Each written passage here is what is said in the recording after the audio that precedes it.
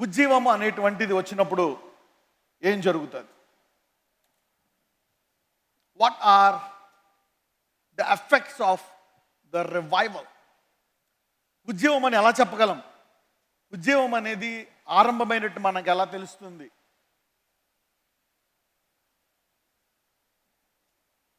దేవుడు ఉజ్జీవానికి కారణమైన, ఉజ్జీవాన్ని కొనసాగించేవాడు ఆయన అయినా, ఉజ్జీవాన్ని తీసుకొచ్చే బాధ్యత, కొనసాగించే బాధ్యత కూడా మన మీద ఉంది. భూమిని సమస్తాన్ని ఆయన సృష్టించాడు, కానీ మానవుని చేసినప్పుడు ఆయన ఈ భూమిని ఎవరికి ఇచ్చాడంట? మానవులకి ఇచ్చాడంట.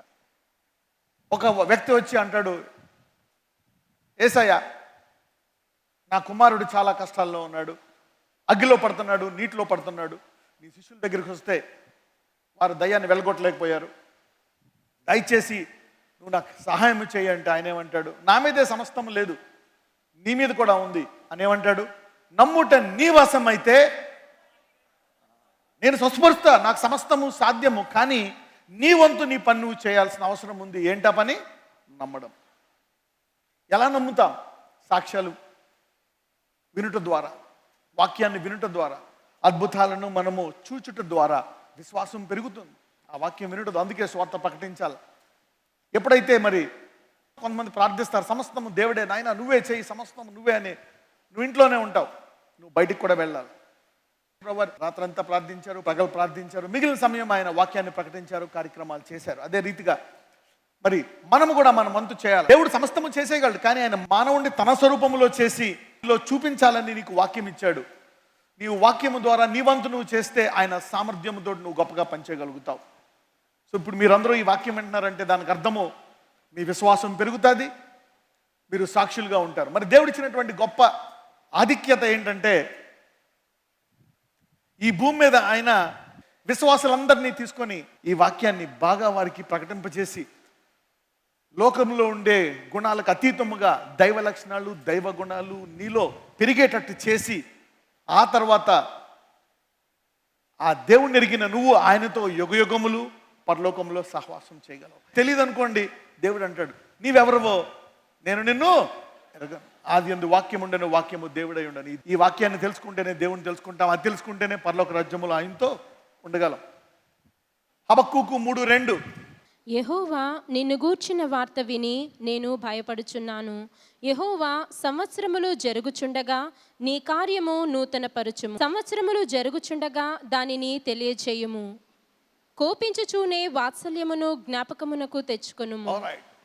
సంవత్సరములు జరుగుచుండగా నీ కార్యము నూతనపరచుము. ఎంతమంది ప్రభువా నా జీవితాన్ని నూతన లక్షణములతో నింపు అని అనుకుంటున్నారు? Yes, God can fill you. God can revive you in the middle of the year. నువ్వు కొనసాగిస్తుండగా మళ్ళా నువ్వు ఆరంభానికి వెళ్ళాల్సిన అవసరం లేదు, మళ్ళా అంతానికి వెళ్ళాల్సిన అవసరం లేదు. దేవుడు మధ్యలోనే నీకు నూతన ఆశీర్వాదాలు తీసుకురాగలడు. He can bring new revival, revive the work in the midst of the years. సంవత్సరములు జరుగుచుండగా నీ కార్యము నూతన పరచు. అందరూ చెప్పండి, యేసయ్యా సంవత్సరములు జరుగుచుండగా నీ కార్యమును నూతనపరచు, నా జీవితాన్ని నూతనపరచు, నా ఆత్మీయ జీవితాన్ని నూతనపరచు, అన్ని విషయాల్లో నన్ను నూతనపరచు. ఆల్రైట్, మొదటిది మరి ఉద్యమం యొక్క మొదటి లక్షణం ఏంటంటే, ఉద్యమం వచ్చినప్పుడు ఏం జరుగుతుంది అంటే, ప్రేయర్ విత్ జాయ్, ఉత్సాహముతో కూడినటువంటి ప్రార్థనా జీవితం కలుగుతుందంట. A prayer life with passion, a prayer life with joy.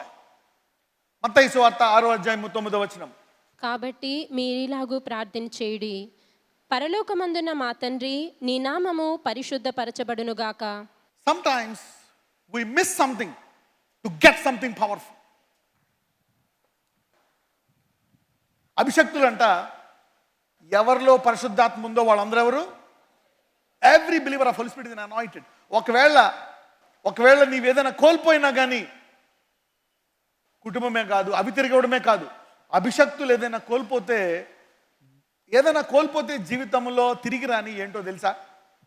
సమయం. వస్తుందా తిరిగి? ఏదైనా వస్తుంది కానీ సమయం తిరిగి రాదు. కానీ దేవుడు తన అభిషక్తులకు కోల్పోయిన సంవత్సరాలు కూడా తిరిగి ఇచ్చేస్తాడంట. That is anointing. అందరూ చెప్పండి, యేసయ్యా నీ సిలువ ద్వారా నీ రక్తము కార్చి నాలోకి పరిశుద్ధాత్మను పంపించి నాకు అభిషేకాన్ని ఇచ్చావు కాబట్టి నేను వృధా చేసిన సంవత్సరములు, నేను ప్రార్థన చేయని సంవత్సరములు, నేను పొరపాట్లు చేసిన సంవత్సరములు, నేను శాపగ్రస్తుడై ఉన్న సంవత్సరములు, నేను వృధా చేసిన సంవత్సరములన్నిటినీ తిరిగి నాకు ఇచ్చేయి నాయన. నా జీవితాన్ని నేను అంత ఆలస్యం చేసుకున్నానో అంత వేగముగా ముందుకు తీసుకెళ్ళిపో. దేవుడు ఇవి చేసి తీరతాడు. God will do this if you can pray. మరి విశ్వాసులైన మనము, మనకే తెలీదు మనలో ఉండే పరిశుద్ధాత్మ ఎన్ని కార్యాలు చేయగలడో. అందుకే ఈ వాక్యంలో ఉండేటువంటి విషయాలు మనం తెలుసుకుంటే, మరి యోబుకి ఒక తరం పోయింది అనుకున్నాడు. ఎన్ని తరాల పిల్లల్ని చూశాడో తెలుసా? యోబు గ్రంథం 42వ వచనం 16వ వచనము. అటు తరువాత యోబు 140 సంవత్సరములు బ్రతికి తన కుమారులను కుమారుల కుమారులను 4 తరముల వరకు. ఒక తరం పోగొట్టుకున్నాడు, కానీ తన అభిషేకాన్ని పట్టుకున్నాడు. వాళ్ళు ఆవిడంది శపించు, వదిలే. ఏం చేశాడు ఈ దేవుడు? Remember, never curse your source. అందుకే బైబిల్లో చెప్తాడు, నీ తల్లిదండ్రులను శపించొద్దు, నీ ఆయుష్ తగ్గిపోతుంది. నిన్ను రక్షించిన వాళ్ళని, పోషించిన వాళ్ళని శపించొద్దు, నిన్ను ఆత్మీయంగా పోషించిన వాళ్ళని శపించొద్దు. ఎందుకంటే దేవుడు వాళ్ళని వాడుకున్నాడు. ఓకే, సో అందుకే నువ్వు పనిచేసే బాస్ని కూడా శపించక. Don't curse your boss. ఆయన దగ్గర ఉద్యోగం చేస్తున్నావు, కానీ నీకైతే అతను పనికి జీతం ఇస్తున్నాడు. Don't curse. దానివల్ల నీకు కొన్ని ఇబ్బందులు రావచ్చు. పశ్చాత్తాపడితే మళ్ళీ దేవుడు ఇచ్చేస్తాడు. అందుకనే ఇక్కడ యోబు తన విశ్వాసాన్ని గట్టిగా పట్టుకున్నాడు. భార్య అంటారు శపించు శపించు అని. The devil want always to curse.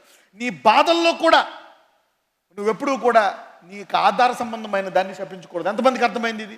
ఇవి చాలా చాలా ముఖ్యమైనవి. ఆశీర్వాదం వచ్చింది అనుకోండి, ఏం చేస్తే ఆశీర్వాదం వచ్చింది అది తెలుసుకుంటే అది మరలా జీవితాంతం చేయొచ్చు. ఏం చేస్తే శాపం వచ్చిందో తెలుసుకుంటే దాన్ని మళ్ళా పశ్చాత్తాపడి చేయకుండా జాగ్రత్త పడతాం. నీ ఓనర్ని, అంటే నువ్వు పనిచేసే ఓనర్ కాడి నుంచి, నీ పాస్టర్ కాడి నుంచి, తల్లిదండ్రుల కాడి నుంచి, దేవుడు కొన్ని ఉంటాయి, వారి దగ్గర నువ్వు నోరు మూసుకోవాల్సిందే. ఎన్నన్నా జరగనే, you have to shut your mouth. నువ్వు ఎంత వాడుకో అన్నా ఆ వరాలు రావు, ఆ పిలుపు రాదు, ఆ జ్ఞానం రాదు. ఎంతమందికి అర్థమైంది? నీ తల్లిదండ్రులు శపించావనుకో నీ ఆయుష్ ముందుకెళ్ళదు. నీకు ఆధారం ఇచ్చినటువంటి వారిని శపిస్తున్నావు కాబట్టి అకాలములు ఆగిపోతాయి. నీ ఓనర్ని, నీకు జీతం ఇచ్చే ఓనర్ని శపిస్తావు కాబట్టి ఆర్థిక సమస్యలు వస్తాయి. సో నువ్వు అంటే ఆర్థిక సమస్యలు అన్నిటికీ అది కారణం కాదు, కొన్ని వాటికి. ఇవన్నీ జ్ఞాన మాటలు. నువ్వు బైబిల్ చదవడం వేరు, ప్రార్థనా జీవితం వేరు. ఇవి నేర్చుకో. ఈ మాటలు నేర్చుకోవడం వల్ల 100% నీ జీవితం బాగుపడుతుంది. చాలా మందికి వాక్యం తెలుసు, ప్రార్థన తెలుసు, అన్ని జ్ఞానం తెలుసు, కానీ దీన్ని ఏమంటారు? దీన్ని చెప్పేదాన్ని ఏమంటారో తెలుసా? అండర్స్టాండింగ్ అంటారు. This is not just wisdom, not knowledge, but understanding. Your source, especially the source. యోబు ఆ విషయంలో వాటిని శపించాడు. శపించంది లేదు, సూర్యుడిని శపించాడు, చంద్రుడు శపించాడు, తన్ను శపించుకున్నాడు, పిండాన్ని శపించాడు. పిండం ఏం చేసింది? చీకటిని అన్ని చేశాడు, కానీ దేవుణ్ణి మటుకు ఏమనలే. ఒక తరం కోల్పోయింది. ఎన్ని తరాలు ఇచ్చాడు దేవుడు? Never curse your source. ఇప్పుడు ఏంటి తెలుసా? మీరు కోల్పోయింది తిరిగి వచ్చేస్తుంది. పశ్చాత్తాపం, రిపెంటెన్స్ ఎటువంటి వ్యక్తినైనా సరే మార్చివేయగలదు. ఉద్యమానికి మొదట కారణం ఏంటో తెలుసా? పశ్చాత్తాపం. Repentance begins revival. Repentance is the key for the beginning of a revival. It will avoid stagnation. పశ్చాత్తాపం అనేది ఉద్యమానికి మూల కారణం. నీ జీవితంలో ఎటు ఎదగక ఇరుక్కుపోయావా? ఆర్థికంగా, శారీరకంగా, అనారోగ్యాల్లో, అప్పుల్లో ఇరుక్కుపోయావా? పశ్చాత్తాపము నిన్ను అందులోంచి బయటకు తీసుకొచ్చి ఉద్యమాన్ని తీసుకొస్తాడు. దేవుడు చూశాడు, చూడు నా బిడ్డ ఎన్ని వచ్చినా తనకై ప్రాణం ఇచ్చినటువంటి దేవుడిని మటుకు శపించలేదు. మళ్ళా తిరిగి 200 ఇచ్చేశాడు. 4 తరాలు కోల్పోయిన సంవత్సరాలు. Not just 1 time, 4 times. Don't curse the source. నిన్ను ఎవరైనా రక్షించారా? శపించొద్దు. నీ భార్య రక్షించిందా? నీ భార్యని శపించక. భర్త రక్షించాడా? నో. అందుకే ప్రతిరోజు ఆయన వాక్యంతో మనస్సును ఏం చేయాలా? నూతన పరుచుకోవాలి. ఏదన్నా సమస్య వచ్చిందా? ఏదైనా సమస్య బాగా తీవ్రమైపోతుందా? ఎంత ప్రార్థన చేసినా పోవట్లేదా? ఇది మారు మనసు పొందే సమయం. ఏ సమయం? Repentance is the key for revival. So write down. Grace can truly connect you to the source. కృప నీకు దాన్ని ఇచ్చిన వాని వద్దకు తీసుకెళ్తుందంట. కృపను ఎవరిచ్చారు? దేవుడు. Grace can truly connect you to the source, that is God himself. హెబ్రూలకు రాసిన పత్రిక 3వ అధ్యాయం 1వ వచనం. హెబ్రూస్ 3:1. ఇందువలన పరలోక సంబంధమైన పిలుపులో పాలు పొందిన పరిశుద్ధ సహోదరులారా, మనము ఒప్పుకొనిన దానికి అపోస్తలుడును ప్రధాన యాజకుడునైన యేసు మీద లక్ష్యముంచుడి. పరలోక సంబంధమైన పిలుపులో పాలు పొందిన పరిశుద్ధ సహోదరులారా, మనమందరం కూడా పిలువబడ్డది ఏ పిలుపో తెలుసా? పరిశుద్ధమైన పిలుపు. అందరూ చెప్పండి, పరిశుద్ధమైన పిలుపు అనండి. We are called with a holy calling. We are called with a holy calling. ఎందుకు మనం ప్రతిరోజు పశ్చాత్తాపడి మనల్ని మనం కడుక్కోవాలా? ప్రతిరోజు ఎందుకు ప్రార్థించి శరీర క్రియల్ని జయించాలా? ఎందుకు పశ్చాత్తాపడాలా? Why repentance is to sustain your holy calling. ఎందుకు పశ్చాత్తాపడాలా? నా పరిశుద్ధ పిలుపులో నిలకడగా ఉండడానికి నేను ఏం చేయాలా? పశ్చాత్తాపడాలా. ఎందుకు పశ్చాత్తాపం? నేను పొరపాటు చేసినప్పుడల్లా, పడిపోయినప్పుడల్లా, తప్పు చేసినప్పుడల్లా, నా కంటితో, నోటితో, దేహముతో పాపం చేసినప్పుడల్లా నేను ఎందుకు పశ్చాత్తాపడాలా? మళ్ళా చేయకుండా ఉండడానికి ఎందుకు జాగ్రత్త తీసుకోవాలా? ఎందుకు ఇంకా నేను మాటికి పడిపోతూ ఉంటే నా ప్రార్థనా జీవితంలో నిలకడగా ఉండాలా? విశ్వాసంలో బలహీనుడైపోతుంటే వాక్యం వినాలా? ఎందుకు పశ్చాత్తాపడి కొత్త లక్షణాలు అలవాటు చేసుకోవాలి? ఎందుకంటే మనం పిలువబడ్డ పిలుపు ఏ పిలుపు? పరిశుద్ధమైన పిలుపు. అందరూ చెప్పండి, నేను పరిశుద్ధమైన పిలుపుతో పిలువబడ్డాను. God has called us with a holy calling. ప్రతి విశ్వాసికి మరి దేవుడు పిలిచాడు. ఎవ్రీ బిలీవర్, ప్రతి విశ్వాసి పిలువబడ్డాడు పరలోక రాజ్యములో ఈ దేవుడితో సహవాసము చేయడానికి. అందుకనే ఆ పిలుపుని ఏ పిలుపు అంటారు? పరిశుద్ధ పిలుపు. That's a holy calling. అందుకే పశ్చాత్తాపము నిన్ను తిరిగి ఎప్పుడు ట్రాక్లో, ఆ పరిశుద్ధ పిలుపు అనే ట్రాక్లో ఉంటుంది. ఈరోజు పశ్చాత్తాపడే వారందరూ మీరు ఆ పరిశుద్ధ పిలుపులోనే మీరు నిలకడగా ఉన్నారు. Repentance will put you back in the track, will make you remain in the track of holy calling. సామెతలు 1వ అధ్యాయం 23. నా గద్దింపు విని తిరుగుడి, ఆలకించుడి, నా ఆత్మను మీ మీద కుమ్మరించుదును, నా ఉపదేశమును మీకు తెలిపెదను. You want a prophecy? నీకు ప్రవచనం కావాలా? దేవుడి నుంచి వాక్యం ద్వారా మాట్లాడాలా? దేవుడే దర్శించాలా? దూత మాట్లాడాలా? ఏం కావాలి? దేవుడి నుంచి ఏమైనా కావాలా? నా గద్దింపు విని తిరుగుడి. అందుకే దీనత్వం అనేది చాలా ముఖ్యం. దీనులైన వారు ధన్యులు, దేవుని రాజ్యము వారిది. దీనుడే దేవుడి మీద ఆధారపడతాడు. దీనుడే నువ్వు నాకు కావాలి అని ప్రార్థిస్తాడు. దీనుడే వాక్యం చదువుతాడు. దేవుని మీద ఆధారపడి వాళ్ళే, only people who depend on him will read the word and pray. Turn at my reproof. నా గద్దింపు విని తిరుగుడి. రిపెంటెన్స్. ఆయన వాక్యము విని ఏం చేయాలంట? తిరగాలంట. తిరగడం అంటే ఏంటి? పశ్చాత్తాపం. నేను ఇక చేయను, ఇక నేను మామిడిని కొట్టను, ఇక త్రాగుడు తాగను, ఇక సిగరెట్ తాగను, ఇక నేను ఈ పాడు పని చేయను, అది చేయను అని ఒక నిర్ణయించుకోవడము, దాన్ని ఏమంటారు? పశ్చాత్తాపం. అలాగే పశ్చాత్తాపడితే అప్పుడు దేవుడు అంట తన ఆత్మను ఏం చేస్తాడంట? కుమ్మరిస్తాడంట. ఆత్మ కుమ్మరించడం అంటే ఏంటి? నువ్వు అడిగేది కొంచెం, ఆయన ఏకంగా కుమ్మరిస్తాడంట. నువ్వు అడిగింది ఇంత పిండి, ఆమెమో పెద్ద గంపతో కుమ్మరించింది అనుకో, ఏం చేస్తావు? నీకు కావాల్సింది ఇంత. పశ్చాత్తాపము ఇంత శక్తివంతమైనది. Repentance will bring pouring out of spirit in your life. A pouring out of spirit. ఎంతమందికి నీ జీవితంలో అడుగు వాటికంటే ఊహించు వాటికంటే అత్యధికంగా కావాలనుకుంటున్నారు? దానికి ఆధారము, ఆ దారిలోకి వెళ్ళాలంటే ఏది కావాలా? పశ్చాత్తాపం. నా గద్దెంపు విని తిరుగుడి, ఆలకించుడు, అప్పుడు నా ఆత్మను ఏం చేస్తాడంట? కుమ్మరిస్తాడంట. ఈ రోజు నుంచి అనేకులను దేవుడు ఐశ్వర్యంతో, పరిశుద్ధతతో, వరాలతో, అభిషేకముతో, మనశ్శాంతితో, అన్ని రంగాల్లో నీకు కావలసిన వాటిని ఆయన కుమ్మరించబోతున్నాడు. ఆదికాండంలో చీకట్లో ఏమల్లాడుచుంది? ఆత్మ. తండ్రి చెప్పాడు, కుమారుడు పలికాడు, చేసింది ఎవరు? ఆత్మ. ఈ ఆత్మ కుమ్మరిస్తే భూలోకములో ఏదైనా జరుగుతుంది. Anything you want is in the spirit.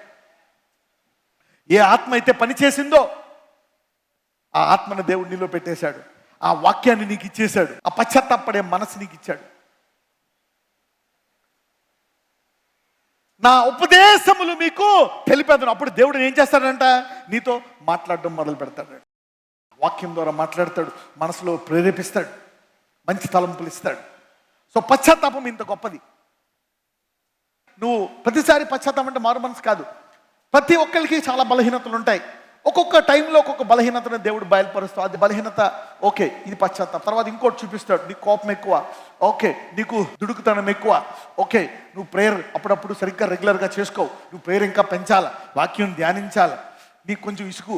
ఇలాగా కొన్ని ఒక్కోటి దేవుడు జీవితాంతం నీ భూమి నుంచి వెళ్ళే వరకు ఏదో ఒకటి నీకు చూపిస్తూనే ఉంటాడు, దాన్ని సరిచేస్తూనే ఉంటాడు. సో పశ్చాత్తాపం అనేది is a life time process. నువ్వు పశ్చాత్తాపడినప్పుడల్లా ఆ ప్రాంతంలో దేవుడు నీకు అధిక కృప ఇస్తాడు. He give you more grace. నీ వివాహ జీవితం చాలా భయంకరంగా ఉందా? నువ్వు పశ్చాత్తాపడ్డావా? వివాహములో కలిసి ఉండడానికి దేవుడు ఆత్మను కుమ్మరిస్తాడు. He will give you more grace. ఆర్థికంగా చిరిగిపోయావా? పశ్చాత్తాపడ్డావా? నీకు ఇస్తాడు కృప. ఏ విషయంలో కృప కావాలా? పెళ్ళి అవ్వట్లేదా?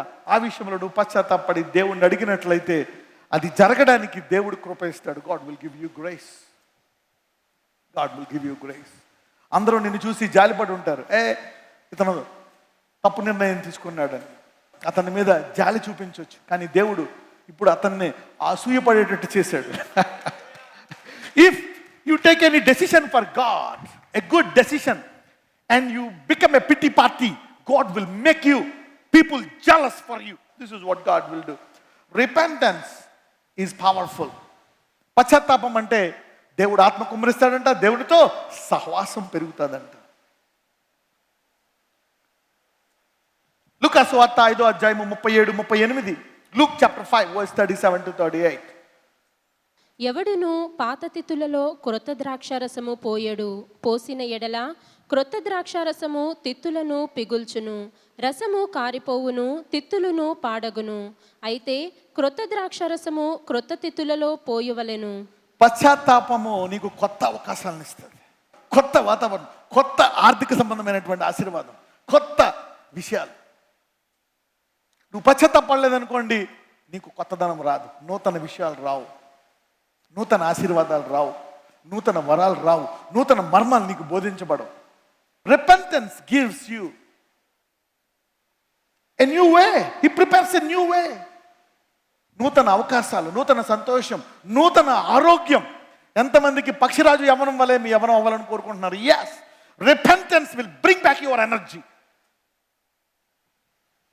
నీ మరణ పడకను మళ్ళా పక్షిరాజు పడక వలె చేసేయగలడు దేవుడు. You can come out like an eagle. అందరూ చనిపోతాం అనుకున్నాడు, పశ్చాత్తాపడ్డావా? హిజ్కియా అలాగే చనిపోదాం అనుకున్నాడు, పశ్చాత్తాపడ్డాడు, మళ్ళా 15 రోజులు బలమైన రాజుగా వచ్చేసాడు. ఎవరికి అర్థం కావట్లేదు. దావీదు పశ్చాత్తాపడ్డాడు, అయ్యా నా యవ్వన కాలం పోయిందన్నాడు, మళ్ళా బలంగా బయటకు వచ్చాడు. ఈరోజు అనేకులు పశ్చాత్తాపం ద్వారా వారి దేహాన్ని పక్షిరాజు యవ్వనం వలె మార్చుకుంటున్నారు. మరి దేహాన్ని పక్షిరాజు యవ్వనంలా మార్చుకోవాలంటే దేని విషయం పశ్చాత్తాపడాలా తెలుసా?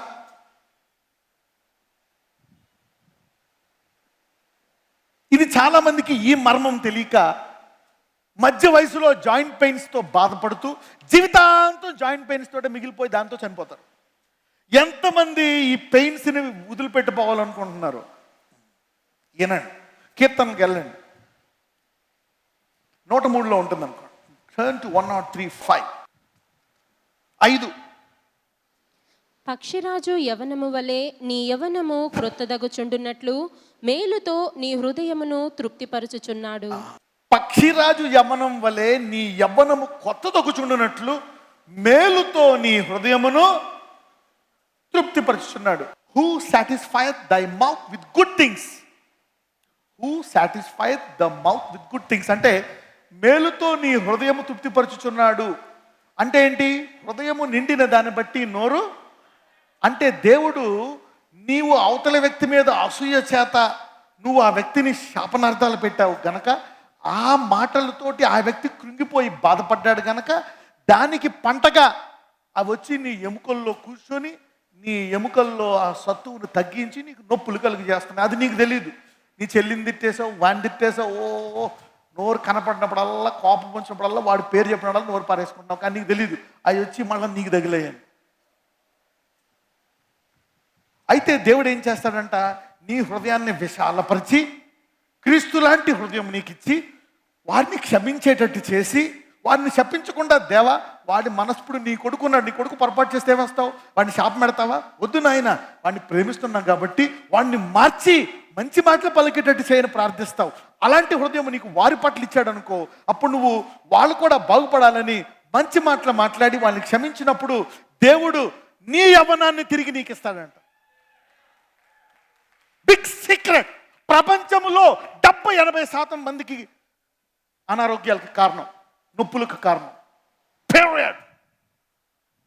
ఈ మాటలు విన్నవాడు, ఇతరులకు బోధించినవాడు, దాచుకున్నవాడు ధన్యుడు. ఇది కేవలం వాక్యం ఉన్నదన్నట్టుగా కాదు, ఇది ఎలా జీవితంలో పనిచేస్తుందనే చెప్తున్నాను. మత్సరము ఎముకలకు కుళ్ళు. It will eat the baro. నీలో నీ ఎముకల్లో ఉండే సారాన్ని తగ్గించేస్తుందంట. వర్డ్స్. ఎందుకు తగ్గిస్తుంది? మాటలకు అంత పవర్. ఎందుకంటే నువ్వు చేయబడ్డది దేవుని స్వరూపములో. దేవుడు ఏం చేస్తాడు? కడతాడు, దాన్ని కూల్చడు. నువ్వు కూల్స్తున్నావు నువ్వు. కాబట్టి దేవుని స్వరూపం అనేది కొంచెం కొంచెంగా పాడైపోతుంది. ఒకవేళ నువ్వు నీ మాటలను ఇతరులను కట్టడానికి పడితే దేవుడు నిన్ను ఇంకా బలంగా తయారు చేస్తాడు. So you need to be a builder who satisfieth the mouth with good things so that చూడండి, who satisfieth the mouth with good things so that the youth is renewed like the so that who satisfieth the mouth with good things. అందరూ చెప్పండి, ప్రభువా నా హృదయాన్ని మార్చు, అసూయను, మత్సరమును, కపటమును తీసివేయి, ఇతరులకు క్షమించే గుణాన్ని దయచేయి, నా హృదయాన్ని విశాలపరచు, నేను క్షమించేటట్టు నా విశ్వాసాన్ని పెంచు, నా నోటిలోంచి శాపాలు రాకుండా, అవతలోటి నన్ను ఎంత బాధ పెట్టినా, నన్ను ఎంత హింసించినా, నన్ను ఎన్ని శాపాలు పెట్టినా నా నోట్లోంచి మంచి వాటిని రప్పించు. ఎప్పుడైతే ఇలాగ ప్రార్థిస్తావో, పశ్చాత్తాపడతావో, దేవుడు నీ యవ్వనాన్ని తిరిగి ఇచ్చేస్తాడు. God will give you back your body.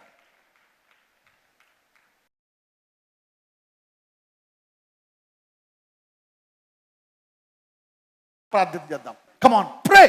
అయ్యా నేను ఈ వాగ్దానాన్ని నమ్ముచున్నాను, నేను పశ్చాత్తాపడతాను. I will keep on repenting. నేను ప్రార్థిస్తాను. I will change.